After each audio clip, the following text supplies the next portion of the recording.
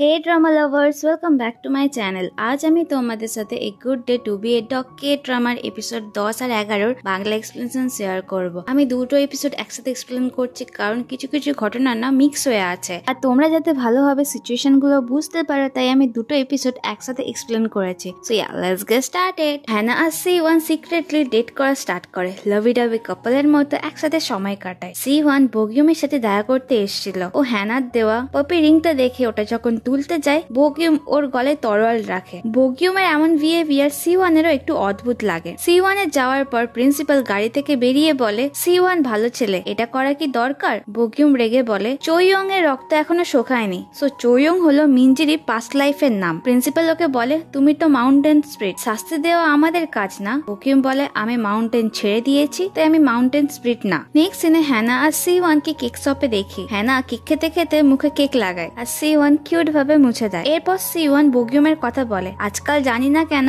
বগিউম যেন অদ্ভুত বিহেভিয়ার করছে, বাট হ্যানা এই ম্যাটারটা অতটাও সিরিয়াসলি নেয় না। এখানে একটা জিনিস নোটিস করা যায়, হ্যানার বারবার কাশি হচ্ছিল আর ও যখন রাস্তা দিয়ে যাচ্ছিল কুকুররা ওকে দেখে ভয়ে পালায়, বাট কুকুররা তো ওকে পছন্দ করে। আর এইগুলো হচ্ছিল কারণ হ্যানা বগিউমের বানানো ভেসলেট পরেছিল। নেক্সট ডেতে হ্যানার শরীর আরো খারাপ হয়ে যায়, ও জ্বর আসে, তাও ও রেডি হয়ে সি1 সাথে ডেটে যাবে। তাই ইউনা সি1 কে ফোন করে। সি1 হ্যানার বাড়িতে আসে। ইউনার কাজ ছিল বলে ও বাড়ি থেকে বেরিয়ে যায়। সি1 হ্যানার কাছে ওকে দেখতে চায়, ওর কপালে হাত দিতে হ্যানা ঘুমের ঘরে বলে, স্বপ্নেও আমার বয়ফ্রেন্ডকে কতটা হ্যান্ডসাম লাগে। আর ও সি1 কে নিজের সাথে ঘুমাতে বলে। তাই সি1 ও হ্যানার সাথে ঘুমিয়ে পড়ে। হ্যানার যখন ঘুম ভাঙে, সি1 কে এতটা ক্লোজ থেকে ও লজ্জা পেয়ে দূরে সরে যাচ্ছিল, বাট সি1 ওকে কাছে টেনে আরো বেশি জড়িয়ে ধরে ঘুমায়। নেক্সট ডেতে স্কুলের সবাই মিউজিয়ামে ঘুরতে আসে। এখানে সঙ্গী নোটিস করে হ্যানা আর সি1 এর ঠান্ডা লেগেছে, তাই সঙ্গী হ্যানার কাছ থেকে চলে যায়। এরপর সি1 আর হ্যানা যখন একসাথে ঘুরছিল, মিনজি ওদের দুজনকে একসাথে দেখে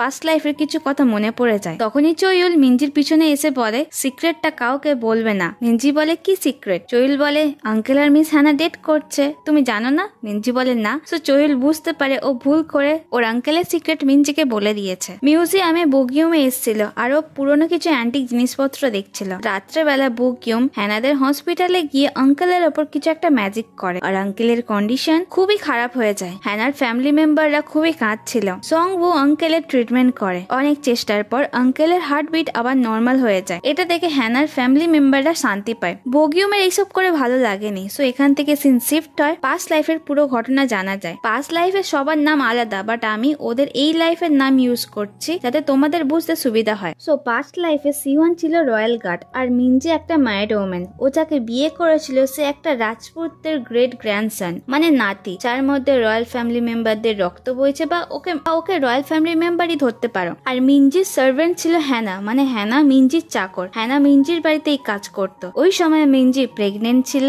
হ্যানা আর সি1 একে অপরকে পছন্দ করতো আর এটা মিনজি জানতো। মিনজি হ্যানা আর সি1 এর জন্য খুশি ছিল, এমনকি ও নিজে অনেকবার হ্যানাকে সি1 এর সাথে দেখা করার সুযোগ করে দেয়। মিনজি আর হ্যানার মধ্যেও ফ্রেন্ডশিপটা খুব ভালো ছিল। হ্যানা আর সি1 একে অপরকে ভালোবাসতো, একে অপরের খুব ক্লোজ এসে যায়। এদের লাইফে সবকিছু ভালো চলছিল, বাট একদিন সি1 জানতে পারে রয়্যাল গার্ডসরা মিনজির হাজবেন্ডকে অ্যারেস্ট করার সময় মেরে ফেলেছে আর এখন ওরা মিনজিকে গ্রেপ্তার করতে চায়। তাই সি1 মিনজির প্রাণ বাঁচানোর জন্য ওকে আর হ্যানাকে নিয়ে গার্ডসদের হাত থেকে পালায়। জঙ্গলে সব রয়্যাল গার্ডসরা যখন ওদের চারিদিক থেকে ঘিরে ফেলে, হ্যানা মিনজির প্রাণ বাঁচানোর জন্য ওর জামাটা পরে আর সি1 কে মিনজির খেয়াল রাখতে বলে। এরপর হ্যানা দৌড়ায়, সাথে রয়্যাল গার্ডসরা ওকে মিনজি ভেবে ওর পিছনে আসে আর এমনটাই হয়। গার্ডসরা হ্যানাকে ধরে ফেলে, বাট তখনই সি1 ওখানে আসে, সব গার্ডসদের সাথে ফাইট করে। সি1 হ্যানাকে মিনজিকে নিয়ে পালাতে বলে আর ও এখানে সবটা সামলে নেবে। হ্যানা ওকে ছাড়তে চাইছিল না, বাট সিচুয়েশন খুবই খারাপ ছিল, তাই হ্যানা সি1 লাস্টবারের মতো হক করে। এরপর হ্যানা যখন মিনজিকে খুঁজতে যায়, সি1 কে সব গার্ডসরা ধরে ফেলে। অন্যদিকে মিনজি দৌড়াতে দৌড়াতে পড়ে যায় আর অজ্ঞান হয়ে পড়ে। ওই সময় মাউন্টেন গড মানে বগিউম মিনজিকে বাঁচায়, ওদের বাড়িতে আনে। এখানে জানা যায় মিনজির বাচ্চা মারা গেছে। তো এই ঘটনার পর থেকে মিনজি আর হ্যানা বগিউমের বাড়িতেই থাকতো। মিনজি অনেকটা ভেঙে পড়ে। একসাথে ও স্বামীকেও হারিয়েছে আর বাচ্চাকেও হারিয়েছে। ও অনেকবার সুইসাইড করার চেষ্টা করে, বাট প্রত্যেকবার বগিউম ও সবসময় পাশে ছিল। দেখতে দেখতে 3 মাস কেটে যায় আর এই 3 মাসের মধ্যে সবসময় বগিউম মিনজির সাথে ছিল বলে মিনজির মনে বগিউমের প্রতি ফিলিংস আসে। এরা দুজনে একে অপরকে ভালোবেসে ফেলে। তো এদের মধ্যে সিচুয়েশন আস্তে আস্তে ঠিক হচ্ছিল, বাট সেম টাইমে সি1 কে গার্ডসরা বন্দি করে রেখেছিল আর হ্যানা সি1 কে কাছে না পেয়ে খুব কষ্ট পাচ্ছিল। পাচ্ছিল। হ্যানা জানতে পারে ও প্রেগনেন্ট। একদিন হ্যানা আর মিঞ্জি যখন গল্প করছিল, হ্যানা মিঞ্জিকে জানায় ওর যদি ছেলে হয় তাহলে তার নাম সিওয়ান এর নামের সাথে মিল করে রাখবে, আর যদি মেয়ে হয় তাহলে মিঞ্জির নামের সাথে মিল করে রাখবে। যেটা শুনে মিঞ্জি খুশি হয়। হ্যানা আবার অনেকবার গ্রামে সিওয়ানকে খুঁজতে আসে। একটা গার্ড ওকে হেল্প করে। ও সিওয়ানকে জানায় হ্যানা প্রেগনেন্ট, আর সিওয়ানকে ওখান থেকে বার করার চেষ্টা করে। হ্যানা আবার যে মেন গার্ড ছিল তার কাছে সিওয়ানের প্রাণ ভিক্ষা চায়। যখন কোনো রাস্তা ছিল না, ও বলে দেয় আমি জানি মিঞ্জি কোথায় আছে। অন্যদিকে সেই প্রিন্সিপাল যে কি একটা মাউন্টেন স্পিরিট ছিল, ও আর বগিউম যখন একসাথে ছিল, ও বগিউমকে জানায় হ্যানাকে ও গ্রামে দেখেছে। ওকে দেখে প্রেগনেন্ট মনে হচ্ছিল। ওকে কি বিশ্বাস করা যাবে? কারণ ওর বাচ্চার ভালোবাসাকে যদি প্রোটেক্ট করে মিঞ্জির বিনিময়ে, তাই বগিউমেরও একটু সন্দেহ হয়। এরপর বগিউম আর মিঞ্জি যখন একসাথে ছিল, বগিউম মিঞ্জিকে একটা মাফলার দেয়। এরা যখন কথা বলছিল তখনই বগিউম বুঝতে পারে যে রয়্যাল গার্ডসরা মিঞ্জিকে খুঁজতে জঙ্গলে আসছে। নেক্সট সিনে বগিউমকে রয়্যাল গার্ডসদের সাথে ফাইট করতে দেখি, আর ওই সময় মিঞ্জি জঙ্গলের মধ্যে লুকানোর চেষ্টা করে। বগিউম রয়্যাল গার্ডসদের সাথে ফাইট করার পর ও যখন মিঞ্জির কাছে যাচ্ছিল, ও একটা পাহাড় থেকে দেখে সিওয়ান মিঞ্জির গলাতে তরোয়াল রেখেছে। তাই ওই পাহাড়ে যাওয়ার চেষ্টা করে, তখনই পিছন থেকে কিছু গাছটা ওর পেটে ছুরি মারে। এরপর ও যখন পিছনে ফেরে, ও দেখে মিঞ্জির পেটে তরোয়াল, আর ও পাহাড় থেকে পড়ে যাচ্ছে। বগিউম গাছদের মেরে মিঞ্জির কাছে যখন যায়, ততক্ষণে অনেক দেরি হয়ে গেছে। মিঞ্জি মারা যায়। বগিউম ওর দেহটা আঁকড়ে ধরে খুবই কান্না করে।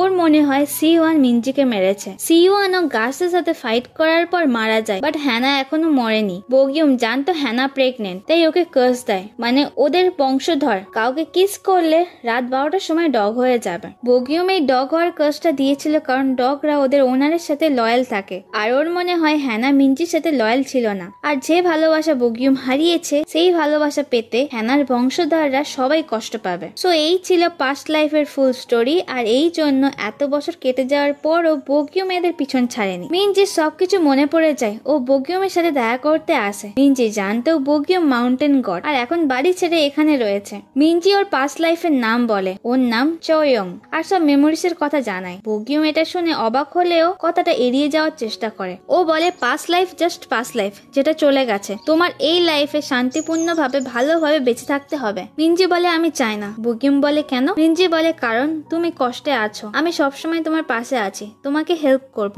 বগিউম বলে তুমি আর আমার সাথে দেখা করতে এসো না, আর যদি তুমি ফিরে আসো তাহলে সত্যি কোনো প্রবলেমের মধ্যে পড়বে। নেক্সট সিনে হ্যানার বাবা মা আঙ্কেলকে গাড়িতে তোলে, তখনই আঙ্কেল আবারও মানুষ হয়ে যায়। এটা দেখে সবাই খুব শকড হয়, তার সাথে হ্যাপিও হয়। আঙ্কেল মানুষ হওয়ার পরও অভ্যেসগুলো তো কুকুরের মতো ছিল। অবভিয়াসলি এতদিন কুকুর হয়ে থাকলে তো এমনটাই হবে। আঙ্কেলকে যখন খেতে দেয়, ও মুখ দিয়ে খেতে যাচ্ছিল কুকুরদের মতো। সবাই ওকে হাত দিয়ে খেতে বলে, আর এই সিনটা ফানি ছিল। আঙ্কেল নিজেও জানতো না যে ও কিভাবে মানুষ হয়ে গেল। সো এই ব্যাপারটা নিয়ে হ্যানা, ওর দিদি, ওর বাবা মা সবাই ভাবছিল। আঙ্কেল হ্যানা আর ইউনার হাত ধরে বলে তোমরা কত বড় হয়ে গেছো। এর সাথে উনি হ্যানাকে ওর বয়ফ্রেন্ডের জন্য কংগ্রাচুলেশন জানায়। দেন আঙ্কেল হ্যানার ব্রেসলেটটা নোটিস করে। আঙ্কেল বলে যখন আমি কুকুর হয়েছিলাম আমি এটা জিজ্ঞাসা করবো ভেবেছিলাম, এই ব্রেসলেটটা তুমি কোথা থেকে পেয়েছো? এই ব্রেসলেটটা থেকে তো ভাগের গন্ধ আসছে। দেন হ্যানা আর ইউনা ওদের ক্রাশের ব্যাপারে স্টোর রুমে ইনফরমেশন সার্চ করে। একটা চিঠি থেকে হ্যানা জানতে পারে মাউন্টেন গড ওদের কার্স দিয়েছিল। তাই ও সিওয়ানকে ফোন করে বলে মাউন্টেন গড মানুষদের হেল্প করে না, বাট উনি কার্স কেন দিয়েছিল? ও যখন কথা বলতে বলতে বাড়ির সামনে আসে, বগিউম ওর জন্য ওয়েট করছিল।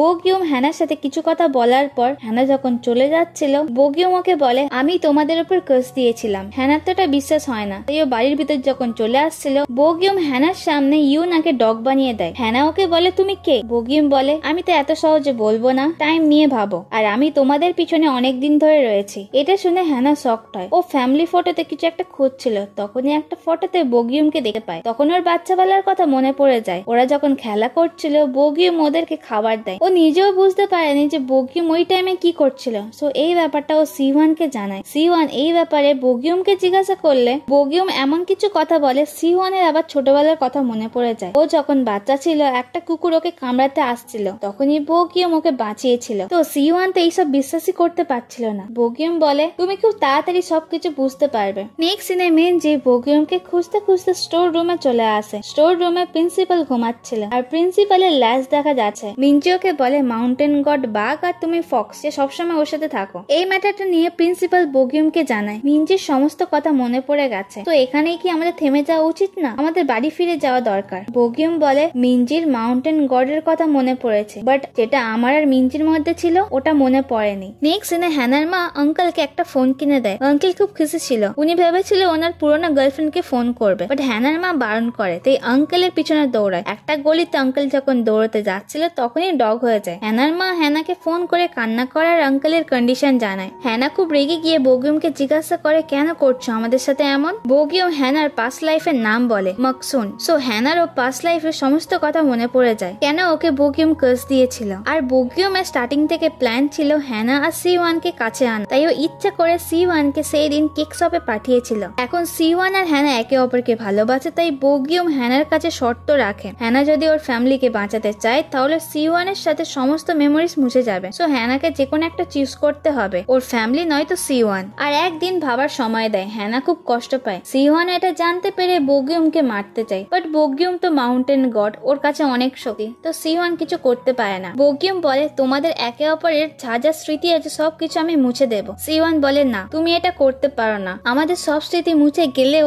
একে অপরকে ভুলে গেলেও আমরা আবার একে অপরের প্রেমে পড়বো, একে অপরকে আবার ভালোবাসবো। সো C1 ও খুবই ইমোশনাল হয়ে পড়ে, আর লাস্ট টাইমের মতো ও হ্যানাকে নিয়ে সমুদ্রের ধারে সময় কাটাতে আসে। C1 হ্যানাকে বলে তুমি তোমার আঙ্কেলকে বাঁচাও, এইভাবে ওনাকে মরতে দিতে পারো না। আর আমি তো তোমাকে ফার্স্ট দেখার পরই প্রেমে পড়েছিলাম, তো সমস্ত স্মৃতি মুছে গেলেও আমার পছন্দ করার স্মৃতিতে থাকবে, সো আমি আবার তোমাকে প্রপোজ করব। হ্যানা এটা শুনে খুশি হয়, আর C1 এর চোখে জল চলে আসে, আর লাস্ট বারের মতো ওদের একসাথে সময় কাটাতে দেখি। নেক্সট সিনে হ্যানার ঘুম ভাঙে, ও রেডি হয়ে স্কুলে যায়। C1 আর হ্যানা একে অপরের পাশ দিয়ে যায়, বাট কিছুক্ষণ পর C1 হ্যানার দিকে তাকায়। সো বগিউম কি এদের দুজনের স্মৃতি মুছে দিয়েছে সেটা জানতে পারবো পরের এপিসোডে। সো ড্রামা লাভার্স, এখানে এই এপিসোডের এক্সপ্লেনেশনটা শেষ হচ্ছে। আই হোপ তোমাদের স্টোরি ভালো লাগছে। সো দেখা হচ্ছে নেক্সট ভিডিওতে। Till then tata.